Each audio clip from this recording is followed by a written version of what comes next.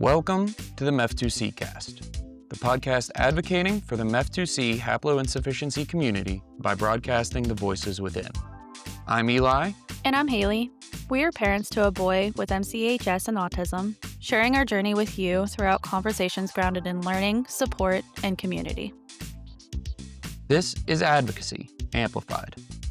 Do you have questions, comments, or a story to share? Want to be a guest on the show?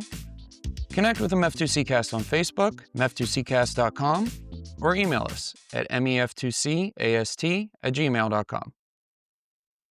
If you enjoy the show, please support us by subscribing to the show on Apple and Spotify, leaving us a review, and following us on social media. You can also buy MEF2Ccast merch at our Shopify store, linked in the podcast description. The MEF2Ccast is for informational and entertainment purposes only. Views expressed are those of the hosts and guests and not necessarily of the podcast or its sponsors. This is not medical advice. Consult a healthcare professional for medical concerns.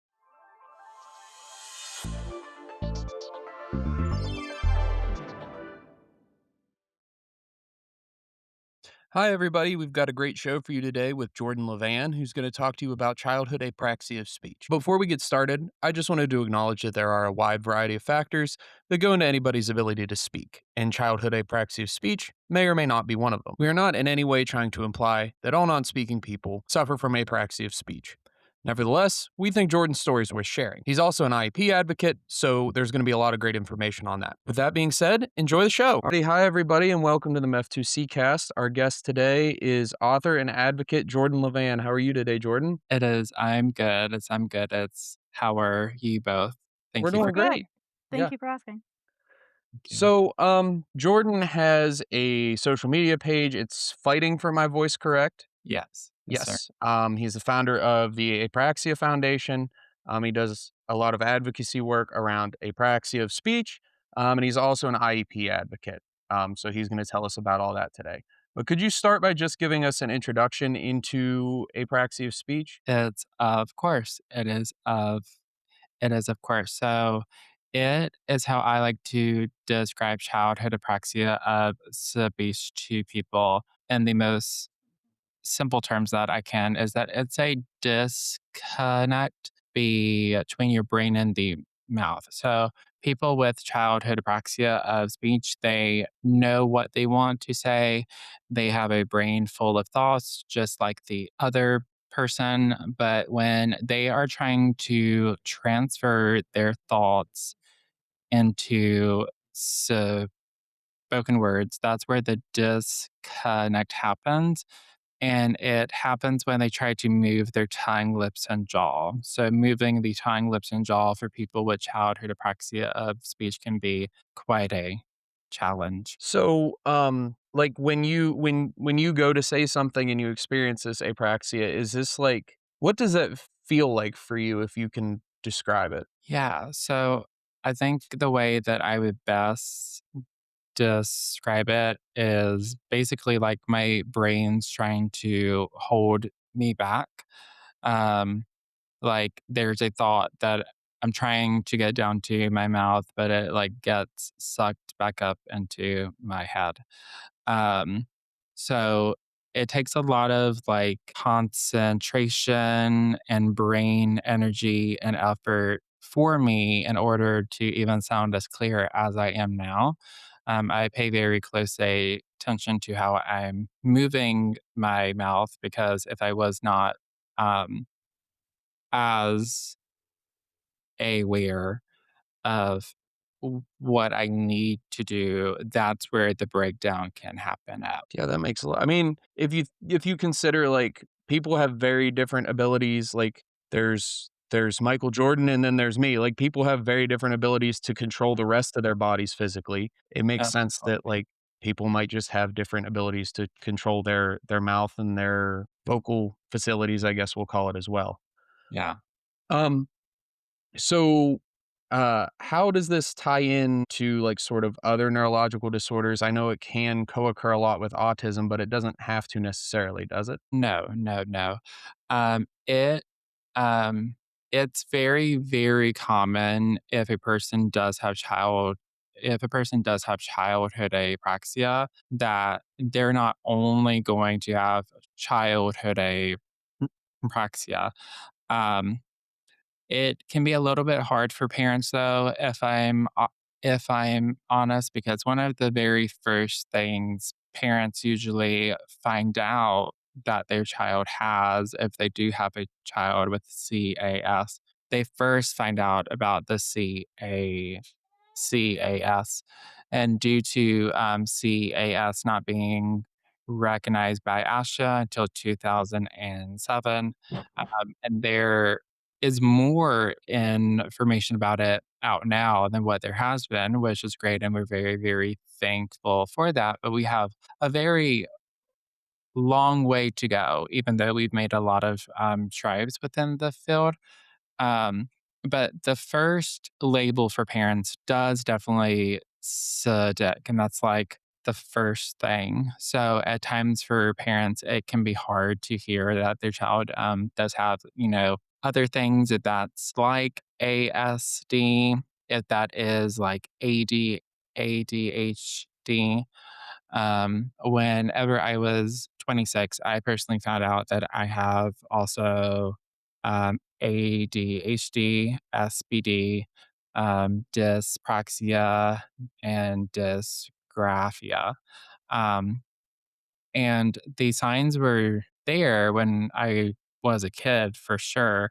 But for a lot of these things I even just mentioned, there wasn't even a lot of information out when I was a kid. There was a current research study that was published. I think it was around the year 2024, but don't quote me on that. But what the research study had actually found that their the wording that they used is that it was rather the rule than the exception for people who have a true case of CAS. They will have co-occurring conditions on top of that. So, what are your earliest memories related to your apraxia? How did that make you feel when you were a kid? Yeah, yeah, that's a really, really great question. So I was personally classified as nonverbal. That is the term that they used for me. It's quite an outdated term,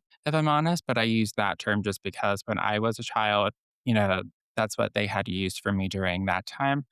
Um, I was nonverbal until the age of 8.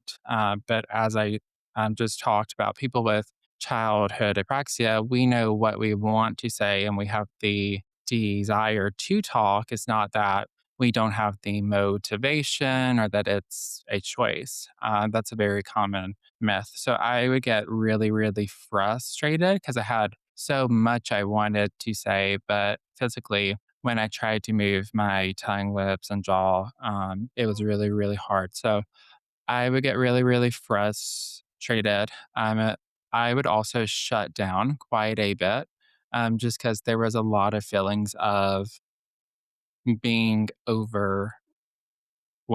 Because once again, I did want to talk, but I knew that my mouth was not on the same page as my brain. So, before you could speak, what did communication look like for you? I personally communicated through a lot of gestures that I made up with my family as a very, very young child due to not being able to talk.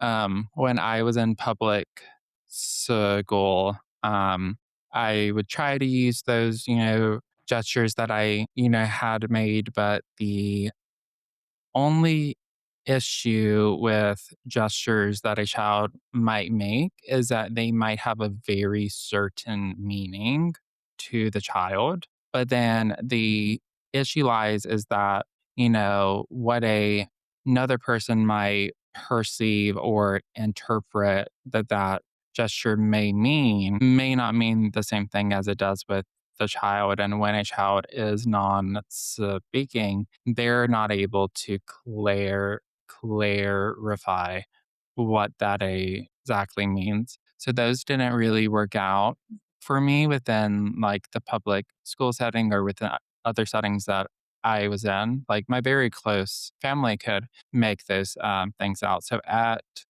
school, like there would be some things that I would point to, but if I'm just being honest, I really didn't have a way to communicate until I was 8. Gotcha. Yeah, I mean, we can totally understand that with Leo. Like, there's times when you might look at him and think if you didn't know him, you'd think he was pretty unhappy, but he's actually having the time of his life. So, Yeah.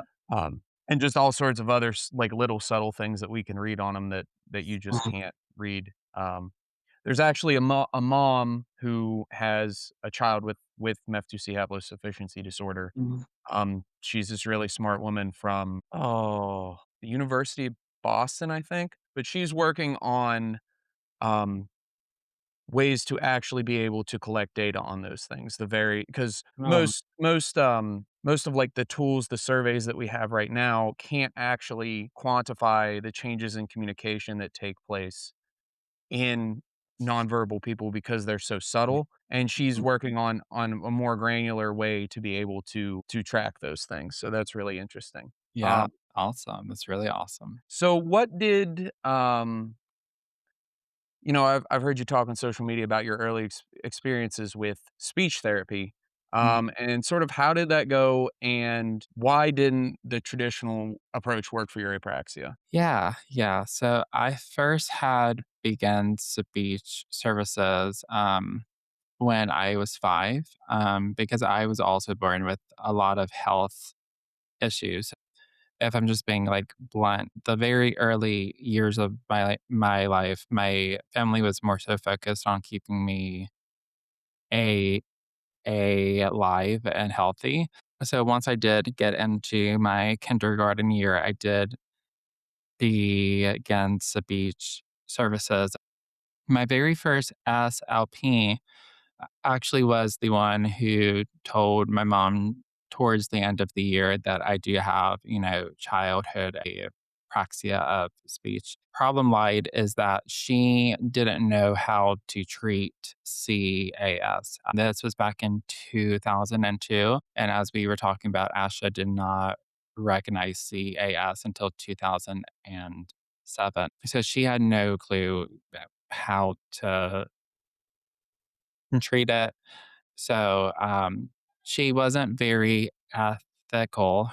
She would leave me outside of her speech room as a kid, and I didn't have a way to, tell my mom because I was speaking. I didn't even have, like, a word or 2 at that, age.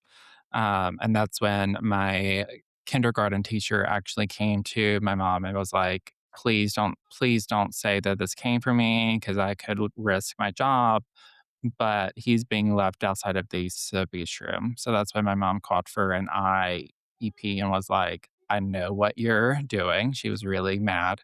And she was like, "What does he have? Like, what is going on?" And that's when she found out that I have CAS. And her first question was like, what's that? So from there, like my mom really had to push for me and really had to advocate for me to get these speech services that I needed. But within the public school system, it's very rare to keep an SLP.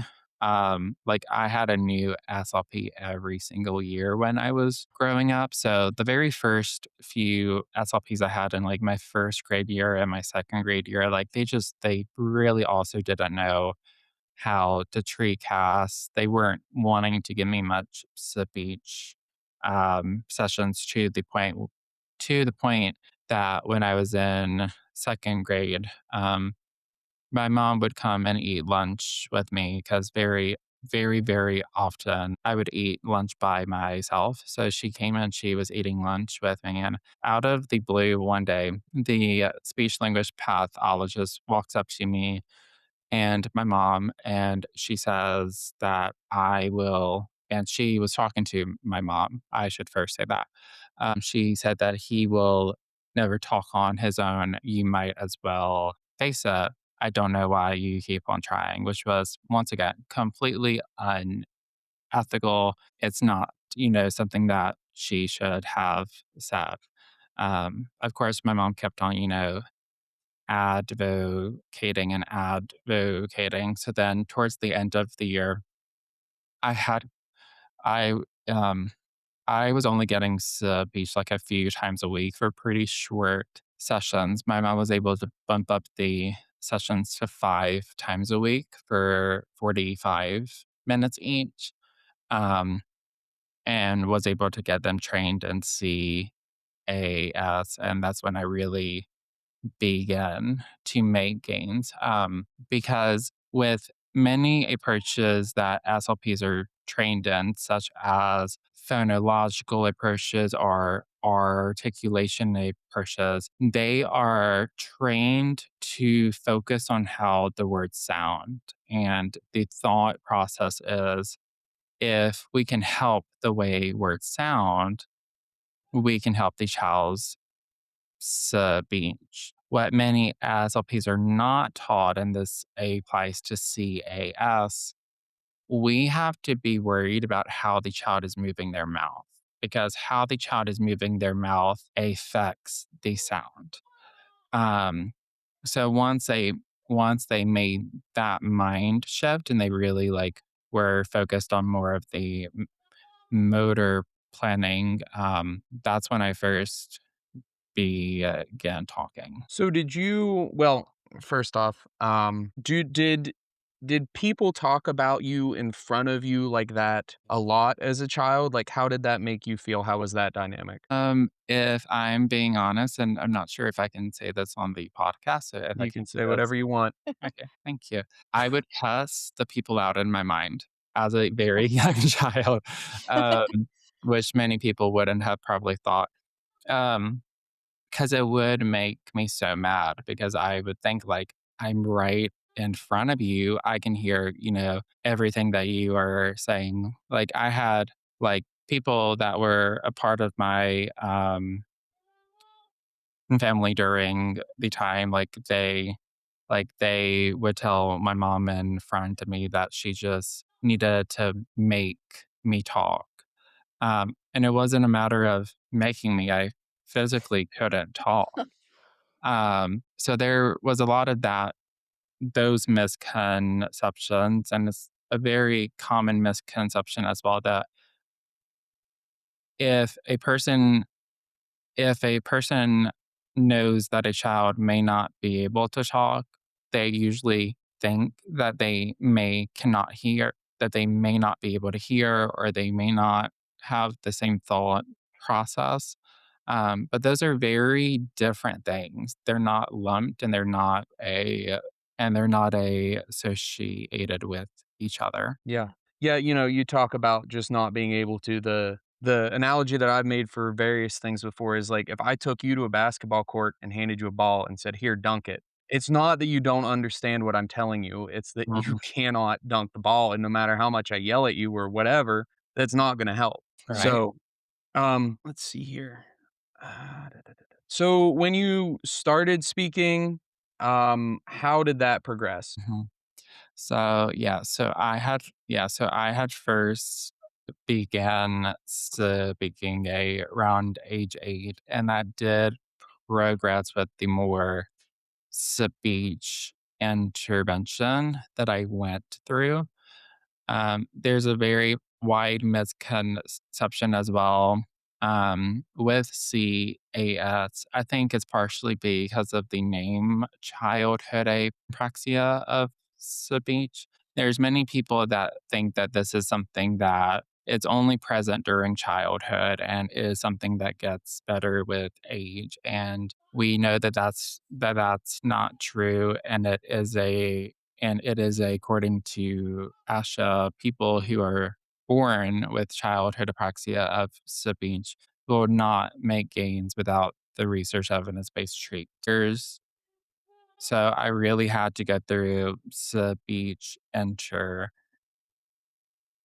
I went from age 5 um, until my 6th grade year. But if I'm being honest, in my 6th grade year, I gotten pretty burnt out because I did go to the beach like 5 times a week for 45-minute sessions, and that was a lot. That is what I had needed during the time. But that's not saying just because that's what I needed, that is not a lot on a child.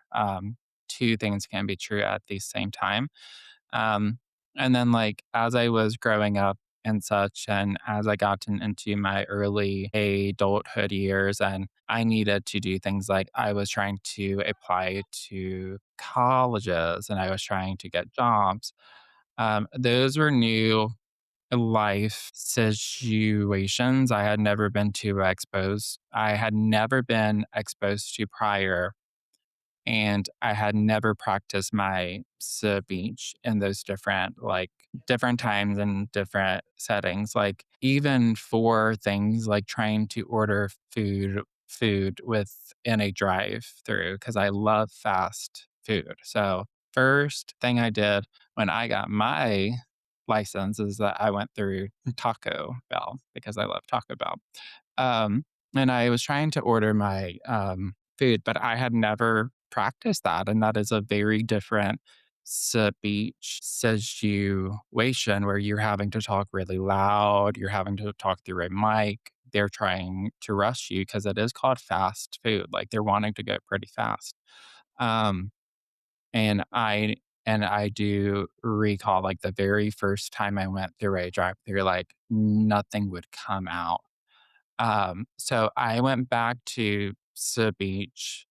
I made the choice to go back whenever I was 20, and I went until age, 24, and it was one of the best choices that I had made, because I was able to practice those so some of those speech skills I did need for college because I was in college during this time, and, I was trying to get jobs and, just in my everyday to day life because I wasn't a kid anymore. I was an adult. Mhm.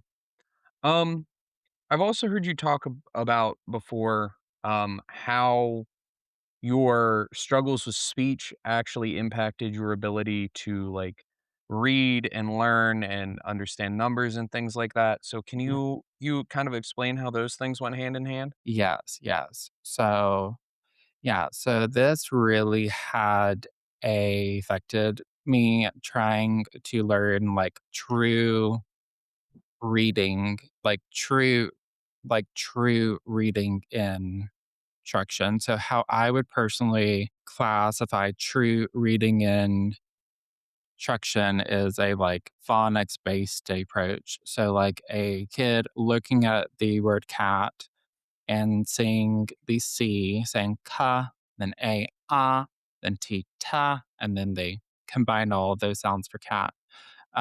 When I was, and they teach these things first in, like, your kindergarten year, and they teach them during the 1st grade year when I was a kid. But when I was a kid, when I was in kindergarten and 1st grade, I was classified as non verbal during that time. So I didn't learn my sounds. There are some kids I personally work with that do have childhood apraxia that they may not be able to read out loud, but they're able to read within their mind. Because compre true reading comprehension, being able to read in your mind, but not being able to say the words out loud are two different things, but these are all things that are involved in the process of learning how to read. But I was personally a kid who I would look down at words that I was trying to read and I could not read them in my mind. They didn't make any sort of sense to me. So I personally didn't read until my 3rd grade year, because I really had to have a SLP who sat down with me and taught me how to read and taught me all of my letter sounds because when other kids were learning theirs, I wasn't able to yet. So we did see that that gap did, widen and widen. So then we really had to act fast in order to close that gap.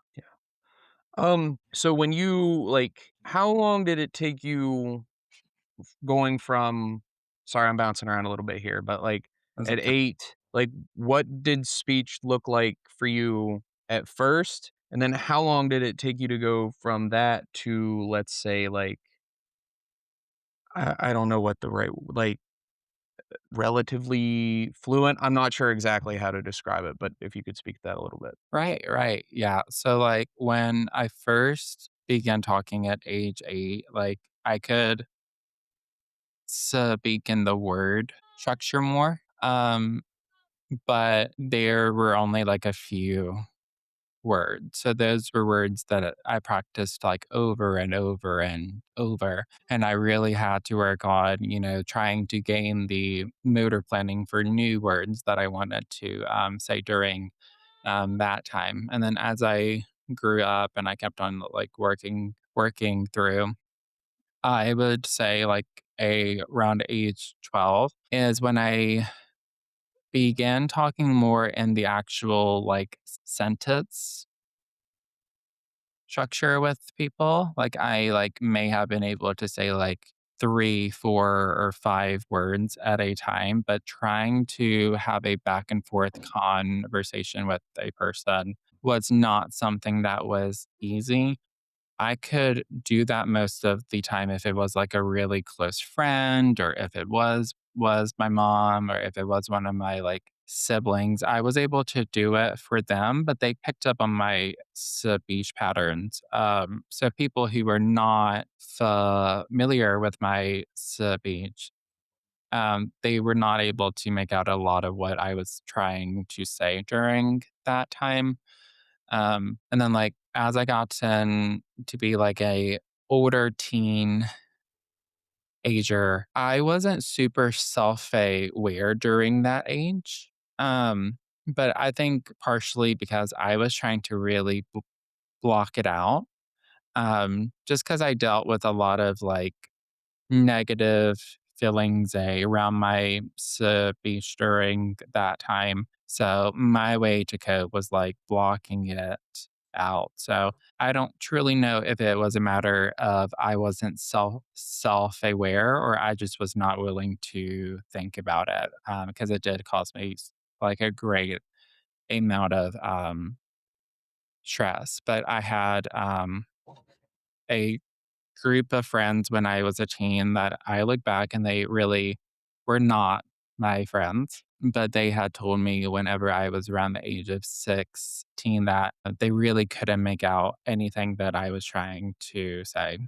And that really took a toll on me, if I'm honest, because it brought him back all of those feelings I felt as a child. And I just didn't have a person that had ever said that to me during like that age and time. So I mean, even throughout like my older teen years, like it was really, really hard. And I I would personally say to the point where I began speaking more uh, fluently and was able to have like back and forth conversations with people was probably around age 24 once I went back to the beach, because when I went back to the beach as an adult, one of the good things about it is that I was able to tell them what I wanted to work on and what I was saying, and I told them, like, when I'm trying to talk back and forth with people, like, it's something that's really hard, so that's something that we really worked on during that time. Yeah, that had to be really hard to have the courage to go back to speech and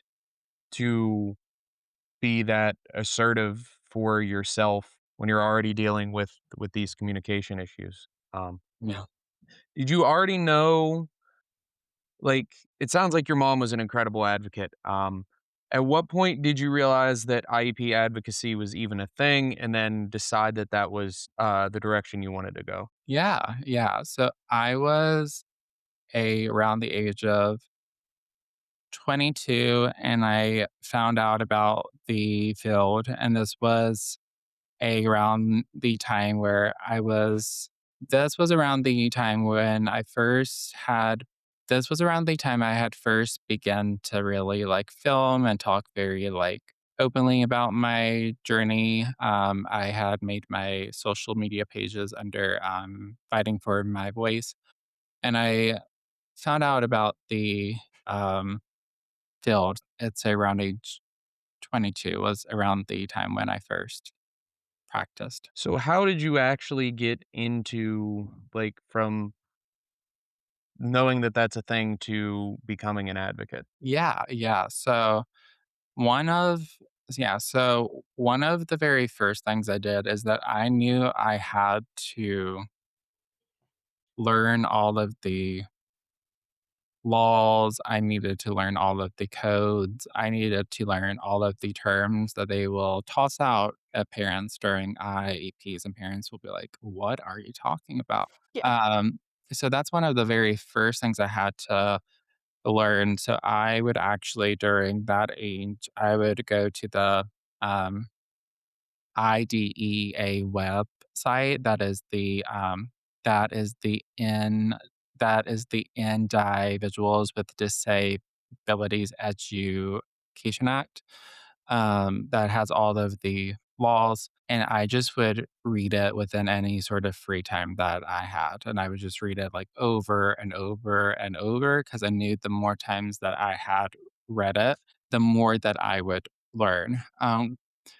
Because there's no sort of a official training that a person has to go through in order to call themselves a IEP advocate. But I didn't just want to call myself one. I wanted to be sure that I did know the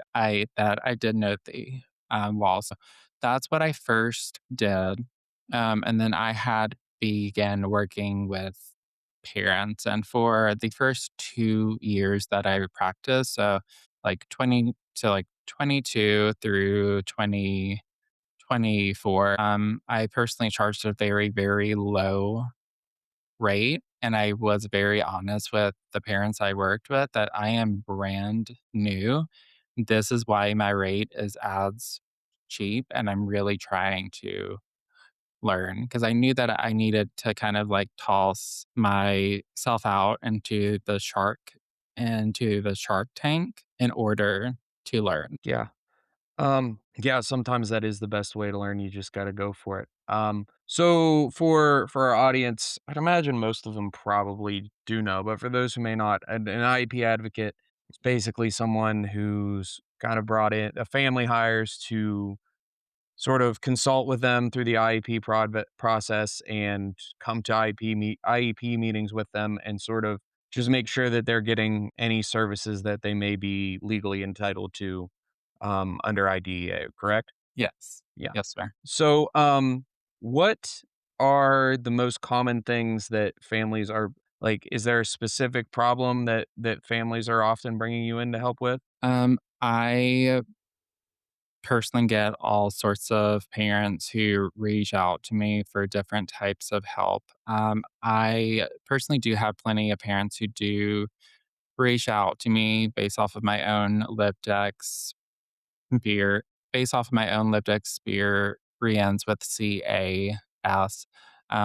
who they really do want me to advocate for more of the speech services. They want to be sure that their SLP has the most proper training in order to treat CAS.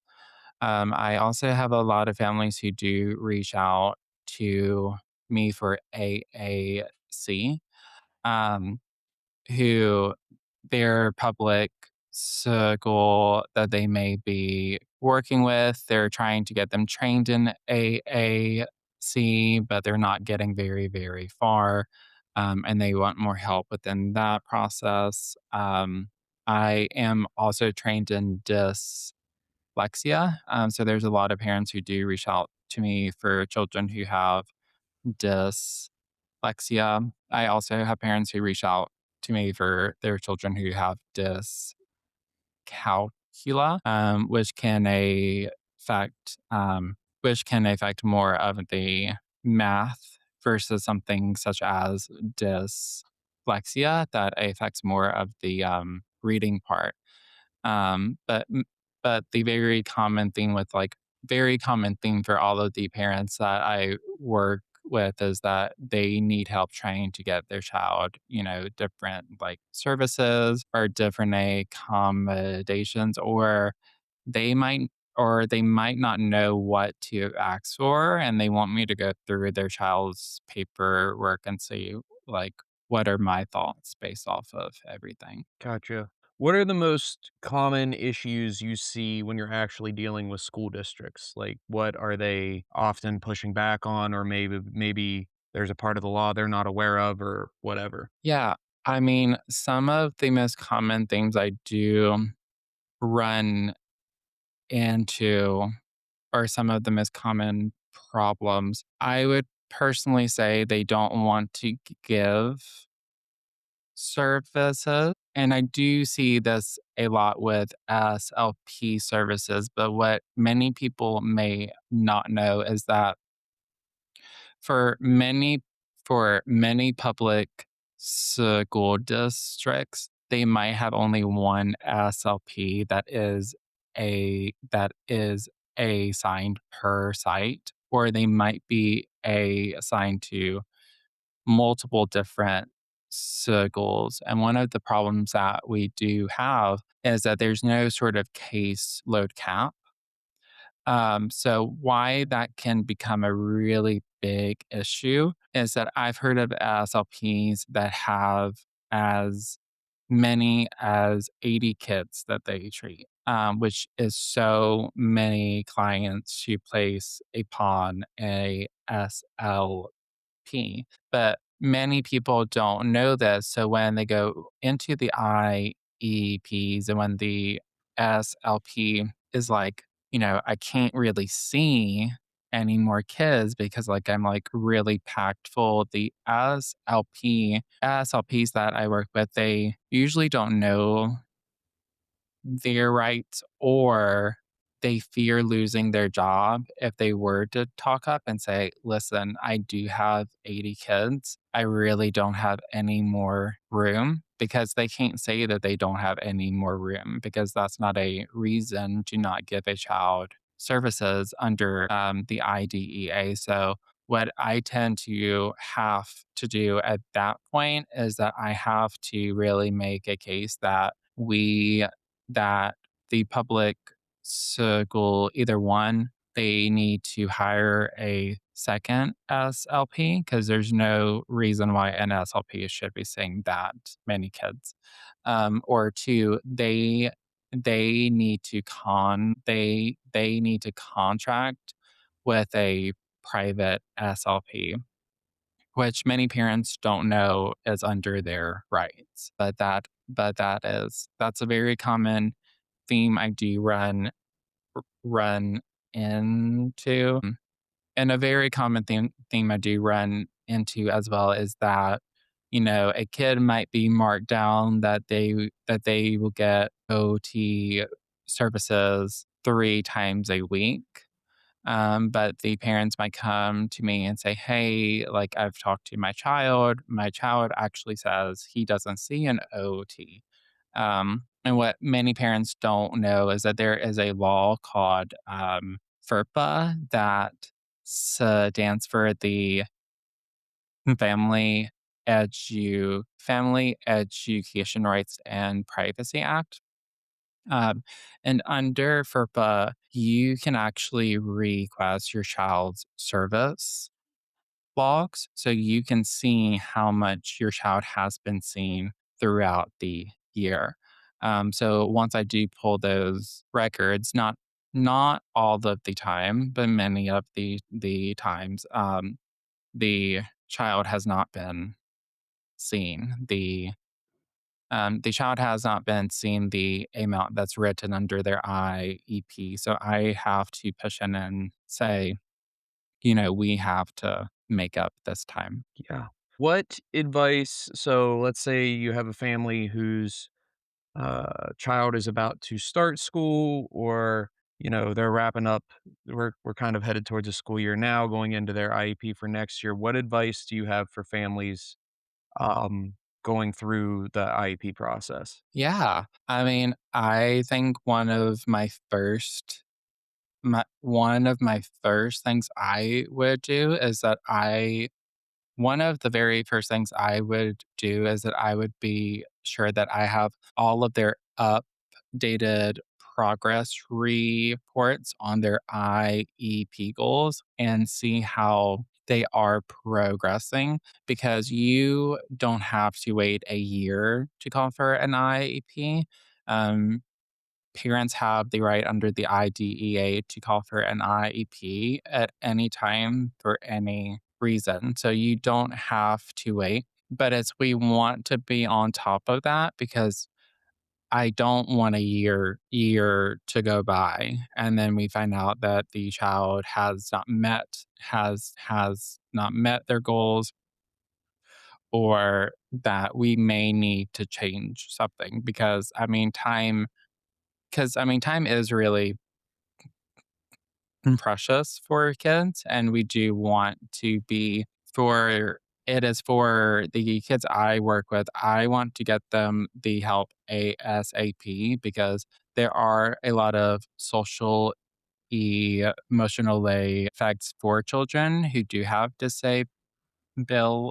So I'm wanting to target it as soon as we can in hopes that those socially emotional troubles they may have.